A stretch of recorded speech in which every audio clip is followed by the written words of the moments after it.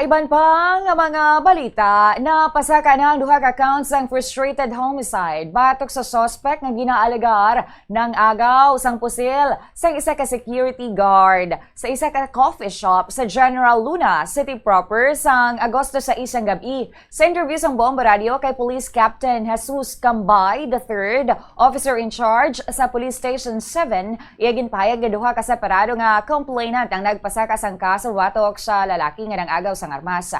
Ang una nga complainant amo ang security guard nga si Johnny nga among ginaalegar ginagawan sang pusil sang suspect. Samtang ang ikaduha nga nag-file amo ang isa pa ka security guard nga si Dan. Suno kay Cambay, may kinamatarong ang suspect nga i-deny ang mga alegasyon batok sa iya. Pangbase sa investigasyon sa kapulisan kag sa mga CCTV footage, klaro suno sa opisyal nga hindi act of self-defense ang ginhimo sang suspect. Ginpahayag ba ni Cambay nga mayara na sang anom ka previous cases ang nasambit nga suspect nga ginapangatubang. Ang duha ka counts ng frustrated homicide ginpasaka subong batok sa iya amo ang iya ikapito na kag ikawalo nga kaso. Lakip sa mga nauna nga kaso sini ang may kaangtanan sa illegal nga droga kag disobedience to person in authority. Nibaluan man nga just 7 anyos pa lamang ang suspect sang una ini nga napasakaan sang kaso. Sa subong yara gihapon sa kustodiya sang Police Station 7 ang amo nga lalaki.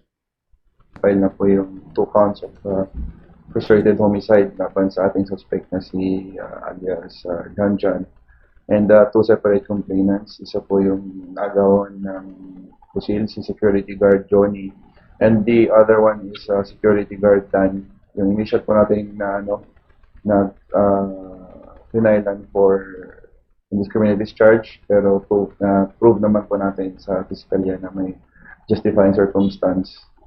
So one of the cases was 9165, which is a comprehensive drug act sa drugs. And then yung 5 is a combination of unjust fixation and disobedience to person in authority.